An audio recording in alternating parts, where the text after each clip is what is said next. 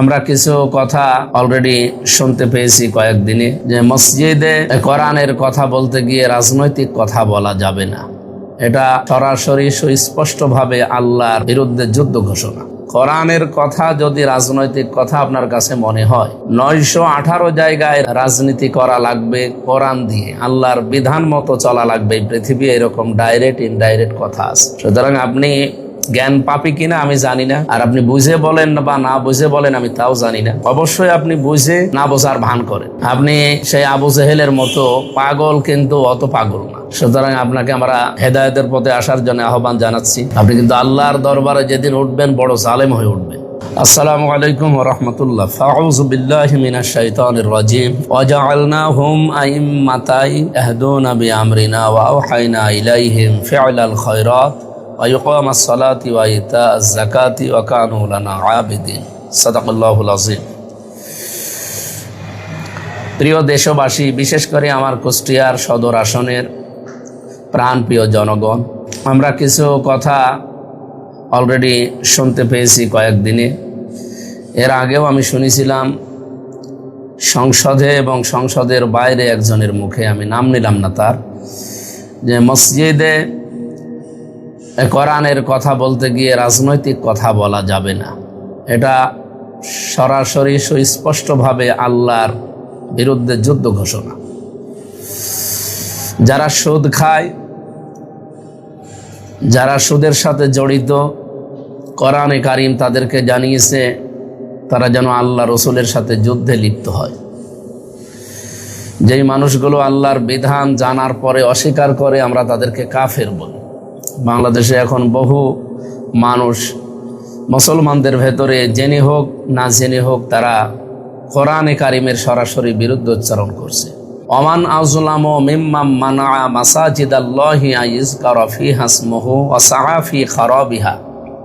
সূরা বাকারার এই যে 114 নম্বর আয়াত, এই আয়াতের ভেতরে যে তাফসীরগুলো আমি দেখেছি, ওই ব্যক্তির চাইতে বড় জালেম আর পৃথিবীতে আল্লাহর দৃষ্টিতে কেউ নেই, যারা আল্লাহর ঘরে তার নাম উচ্চারণ করতে বা মসজিদে আল্লাহর নাম উচ্চারণ করতে বাধা দেয়। এখানে ফিহা ইসমুহু, এই এসএমের ব্যাখ্যায়, নামের ব্যাখ্যায় তাফসীরকারক মুফাসসিরিন ইকরাম লিখেছেন, এখানে কোরআনের কথা, আল্লাহর বিধানের কথা বলতে যারা বাধা দেয় তাদেরকে আল্লাহর ভাষায় জালেম বলা হয়। তাও শুধুমাত্র জালেম না, আজলাম ইসমে তাফসীর, সবচাইতে বড় জালেম আল্লাহর দৃষ্টিতে তারা। সুতরাং যারা আজ ফতোয়া দিচ্ছেন বা এই বক্তব্য দিচ্ছেন যে মসজিদে আল্লাহর কথা বলেন কিন্তু রাজনৈতিক কথা বলবেন না, কোরআনের কথা যদি রাজনৈতিক কথা আপনার কাছে মনে হয়, 918 জায়গায় রাজনীতি করা লাগবে কোরআন দিয়ে, আল্লাহর বিধান মতো চলা লাগবে। পৃথিবী এরকম ডাইরেক্ট ইনডাইরেক্ট কথা আছে। সুতরাং আপনি জ্ঞান পাপি কিনা আমি জানি না, আর আপনি বুঝে বলেন বা না বুঝে বলেন আমি তাও জানি না। অবশ্যই আপনি বুঝে না বোঝার ভান করেন। আপনি সেই আবু জেহেলের মতো পাগল, কিন্তু অত পাগল না। সুতরাং আপনাকে আমরা হেদায়েতের পথে আসার জন্য আহ্বান জানাচ্ছি। আপনি কিন্তু আল্লাহর দরবারে যেদিন উঠবেন বড় জালেম হয়ে উঠবেন। কুষ্টিয়া সহ আমার এই আসন সহ বিভিন্ন জায়গায় যারা কথা তুলেছেন যে যারা রাজনীতি করে, যে সমস্ত ইমামেরা, তাদেরকে মসজিদে ইমামতি করতে দেওয়া হবে না। অথচ মসজিদের ইমাম শুধুমাত্র মসজিদের ইমাম না, তারা সমাজের ইমাম, তারা দেশের ইমাম। কোরআনে কারিমের সূরা আম্বিয়ার এই 73 নম্বর আয়াত, ওয়া জাআলনাহুম আইম্মাতান ইয়াহদুনা বিআমরিনা, আমি আল্লাহ তাদেরকে বানিয়েছি আইম্মাতান, নেতৃবৃন্দ বা নেতা, ইয়াহদুনা, তারা পথ প্রদর্শন করত, বিআমরিনা, আমাদের নির্দেশ অনুসারে।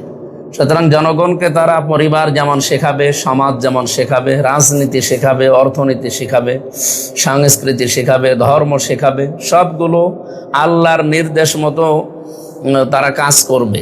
তারা সমাজের নেতা, সমাজের ইমাম মানেই তো নেতা আমরা জানি। ওয়াও হায়না, এবং তারা, আমরা ওহী করেছিলাম ইলাইহিম, তাদের প্রতি, ফি'লাল খায়রাত, তারা যেন ভালো ভালো কাজের আঞ্জাম দেয়। ওয়া ইকামাস সালাতি, তারা নামাজ কায়েমের কথা বলবে। ওয়া ইতাআজ যাকাত, এবং তারা যাকাত প্রদান করত বা করবে। ওয়া কানু লানা আবিদিন, এবং তারা ছিল আমাদের জন্য একজন এবাদতকারী বান্দা, আমার এবাদতকারী বান্দাদের মধ্যে অন্যতম। এই সূরা আম্বিয়ার ৭৩ নম্বর আয়াতটা স্পষ্টভাবে ঘোষণা দেয়, যারা ইমাম হবে, সমাজের ইমাম হবে তারা, রাষ্ট্রের ইমাম হবে তারা, দেশের ইমাম হবে, শুধু মসজিদের ইমাম না। সুতরাং মসজিদের ইমামও যদি ইসলাম নিয়ে রাজনৈতিক কোনো বক্তব্য না দেয়, সমাজ নিয়ে, অর্থনীতি নিয়ে, জুলুম নিয়ে, এরপরে আরও সমাজের যে সমস্ত অসঙ্গতিগুলো আছে এগুলো নিয়ে কথা না বলে, তাহলে সে তো কোরআন চেপে যাওয়া, কোরআন গোপন করার অপরাধী, সেও এক ধরনের কাফির হয়ে যাবে। এই জন্য মসজিদের ইমামদের আমরা আহ্বান জানাবো, আপনারাও মসজিদে যেমন পারিবারিক জীবন নিয়ে কথা বলেন, সামাজিক জীবন নিয়ে কথা বলেন, অর্থনৈতিক জীবন নিয়ে কথা বলেন, সাংস্কৃতিক জীবন নিয়ে কথা বলেন, আপনারা রাজনৈতিক জীবন নিয়েও কথা বলবেন। কেউ যদি বাধা দেয়, যেখানে বাধা দেওয়া হবে সেখানেই প্রতিবাদ হবে।